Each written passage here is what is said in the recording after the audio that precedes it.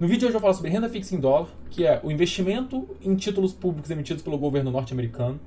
E esse tema está em alta porque, da mesma forma que aqui a gente viu uma Selic em 13,75, lá a gente está vendo uma taxa de juros no patamar que também é muito mais elevado do que costuma ser a taxa de juros norte-americana. E hoje a taxa básica de juros, a taxa de juros de curto prazo de lá está entre 5,25 e 5,50. E dá para se retirar desse rendimento nos títulos de curto prazo norte-americano. E esses títulos de curto prazo são títulos com vencimentos menores do que um ano, geralmente. Mas até como a gente vê nessa lista, existem títulos com vencimentos de 1 mês até 3 meses.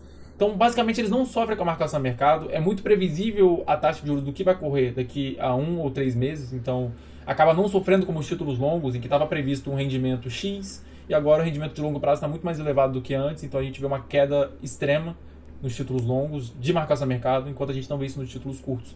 Então, da mesma forma que aqui a gente tem o Tesouro Selic, que sofre pouquíssimo com a marcação a mercado, lá a gente vai ter esses títulos curtos também, que basicamente eles vão render essa taxa básica de juros de 5 e pouco. Então, é bem equiparável realmente a Selic. E a gente, usando como exemplo, vamos ver, por exemplo, a cotação desse Bill, que é o título que tem duração entre 1 a 3 meses dentro dessa carteira desse ETF. E olhando aqui no Bill, por exemplo, a gente vê que nos últimos 5 anos esse ETF valorizou 0,071% a cota. Estranho, né? Não rendeu nada. Mas na prática é porque ETFs norte-americanos, eles distribuem os proventos, distribuem o que foi de rendimento. Diferentemente aqui do Brasil, até que no Brasil agora a gente tem a exceção do ETF do Nubank, que ele distribui sim alguma coisa. Mas basicamente aqui no Brasil a regra é que os ETFs não distribuem nada, por questão tributária mesmo. E nos Estados Unidos a gente vê que a regra são os ETFs distribuir os rendimentos, e não é exceção disso aqui também. E da mesma forma que a gente tem o Bill, que são esse ETF com a carteira que dura entre 1 a 3 meses, a gente tem esse SHV, que é basicamente a mesma coisa, a carteira dura um pouco mais, são títulos com menos de um ano. Então digamos que a média da carteira seja títulos entre 6 meses que seja. E da mesma forma, no longo prazo a gente vai ver que não vai ter volatilidade. E aqui parece que foi muito volátil, por exemplo, de 2022 até 2023 caiu muito essa cota, mas pouco, basicamente é 0,59. No pior cenário, é isso que tende a acontecer, sabe? É esse tamanho de queda.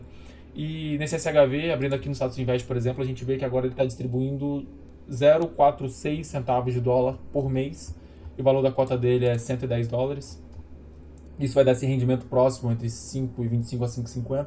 Mas vale destacar que nos Estados Unidos tem a tributação sobre esses dividendos também, então esse valor tende a ser um pouco menor. Mas seria como se fosse realmente o nosso Tesouro Selic distribuindo um cupom mensal, que seja. É assim que esse ETF acaba funcionando na prática. E, diferentemente desses títulos mais curtos, que eles vão render basicamente sempre essa taxa de juros de curto prazo, a gente vai ter os títulos mais longos também, e que eles não vão funcionar dessa mesma forma, porque eles vão sofrer muito com a marcação a mercado. É um título que ele joga com uma taxa longa, prevendo que, por exemplo, nos próximos 20 anos a expectativa é que a taxa média dos Estados Unidos seja de 2%. Então ele vai ser negociado num patamar muito elevado. E a partir do momento que se entende, a taxa de juros dos Estados Unidos agora deve começar a ser negociada numa média de 3,5% a 3% ao ano, ao longo desses 20 anos. Então isso faz com que o preço da cota do título caia muito para aumentar o rendimento dele. Então é assim que os títulos longos acabam sofrendo com a marcação no mercado. Isso não vai se ter com os títulos curtos. Então é um tema muito difícil ali fazer uma operação de trade de bonds norte-americanos, né? Isso é basicamente o ativo mais visto no mundo, com a maior liquidez do mundo, imagino. E todo o olho dos maiores mercados está para esse título.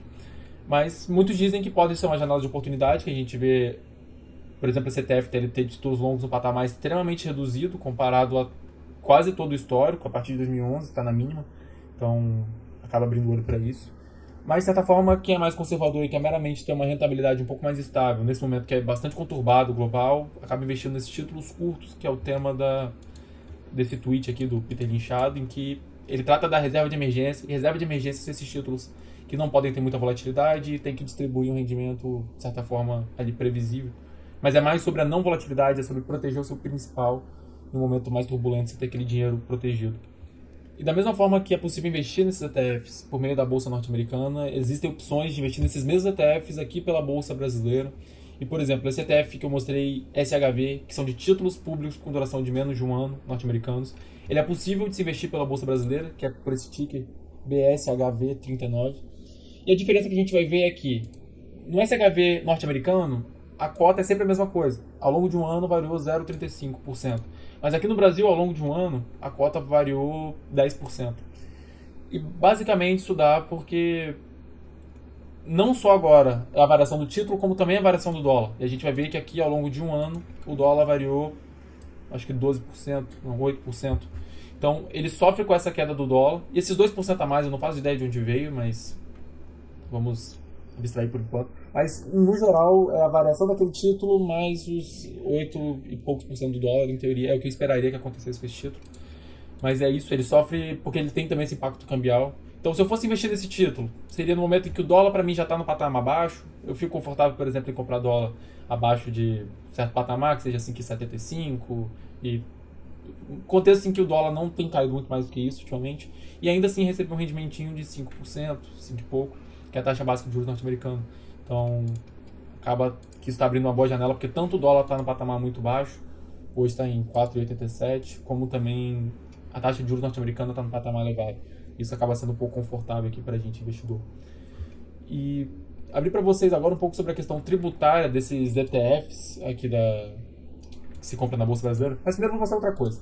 Aqui na Investing a gente tem essa lista desses ETFs norte-americanos que são também negociados aqui na Bolsa Brasileira, que é um ETF aqui no Brasil, que dentro da carteira dele é um outro ETF da Bolsa norte-americana. O problema disso é que paga a taxa duas vezes, tanto no primeiro quanto no segundo ETF, mas tende a ser uma taxa curta, impacta assim no longuíssimo prazo, mas no curto prazo não tanto, não tem tanto impacto assim.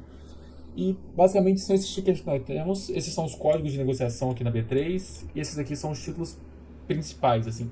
A gente tem tanto ETF na bolsa que rende títulos de 20 anos, tem ETF de título de 1 ano a 3 anos, várias durations diferentes.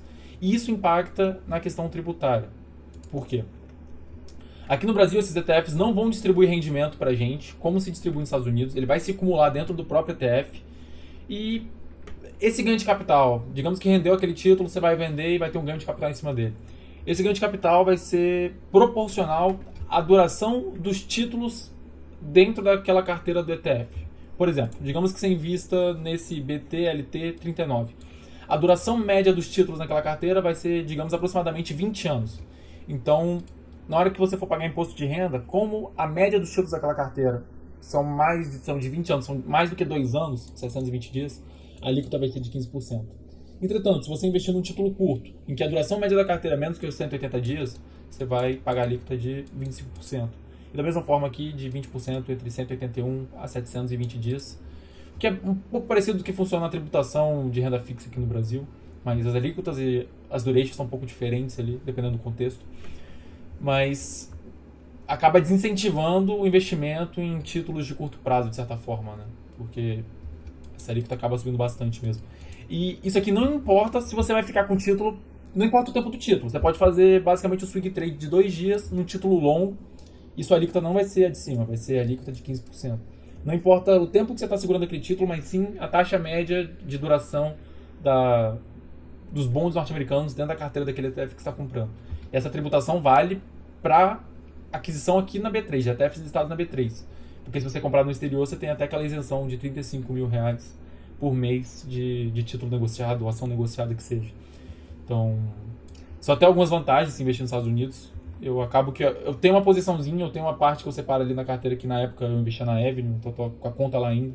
As taxas hoje estão bem elevadas, eu acho, na Avenue. Você tem que pagar a taxa depois de 3 ordens, mas como meu recurso já estava lá, eu continuo usando a Avenue. Então eu prefiro investir nos Estados Unidos por causa de isenção de R$35 mil por mês de negociação, ou coisa do tipo, que é coisa que não tem aqui na Bolsa Brasileira. Então qualquer ganho de capital com ETF de renda fixa aqui no Brasil, você vai pagar essas taxas dessa forma, seja em dólar ou em reais. E da mesma forma, essa aqui é a fonte do governo, que diz basicamente a mesma coisa. E aqui também é outra fonte aqui do contador da bolsa, que ele diz sobre a isenção de R$35 mil por mês em negociação de ETFs ou ações ou rates lá nos Estados Unidos. Então, existem vantagens e desvantagens. Da mesma forma, os mesmos títulos você compra tanto aqui no Brasil quanto nos Estados Unidos, mas vamos listar, por exemplo, algumas desvantagens de comprar aqui no Brasil, que é, por exemplo, a questão tributária, acaba sendo pior em alguns contextos, e você paga a taxa 2 vezes porque você tem que ter um ETF que vai comprar o outro ETF, o ETF no Brasil que compra o ETF lá nos Estados Unidos, então você paga uma dupla taxa. Mas investir nos Estados Unidos também tem as desvantagens, que é você ter que enviar remessa para lá, então você vai perder aí no spread às vezes 1% para enviar e 1% para trazer de volta. Você vai... É outra conta que você tem que ter, é outra forma de declarar esse imposto, que seja. Então, diferentes formas, mas quem quer ter o patrimônio protegido em dólar lá fora, sem sofrer variação do real também que tem. Então, eu prefiro operar diretamente lá fora, eu acho mais tranquilo, principalmente pela questão tributária. Mas é isso, hoje eu provavelmente, se eu fosse investir em dólar, eu preferia ter só um ETF de reserva de emergência mesmo, de curto prazo, porque eu tô um pouco de receio desse contexto um pouco caótico, assim, principalmente global. Eu sou mais confiante com a bolsa brasileira do que a norte-americana. Então a minha parte de investimentos no exterior eu prefiro até deixar na renda fixa nesse momento. E eu vejo até outros grandes, na real, eu vejo grandes investidores seguindo esse contexto de estar protegendo o seu patrimônio ali em caixa, que até o próprio Warren Buffett, que grande parte do portfólio da Berkshire hoje é caixa, por as ações norte-americanas principalmente estarem muito valorizadas, então acho até um bom contexto de se proteger. Eu acho que a bolsa de lá está muito sobrecomprada, então me protejo dessa forma. E por hoje é isso, agradeço a audiência, e quem puder gostar do conteúdo e puder se inscrever no canal, fico muito grato também, porque a gente está só começando. E qualquer comentário, qualquer discordância, qualquer correção, fique à vontade nos comentários também. Sou bem tranquilo quanto a isso. Eu gosto muito de que seja discordado ou discutido de certa forma, como forma de aprendizado, ou até de errata, né? Para as pessoas, caso acaba passando uma informação errada sem querer, de certa forma, pode acontecer. Eu vou ficando por aqui, agradeço mais um vídeo. Fui.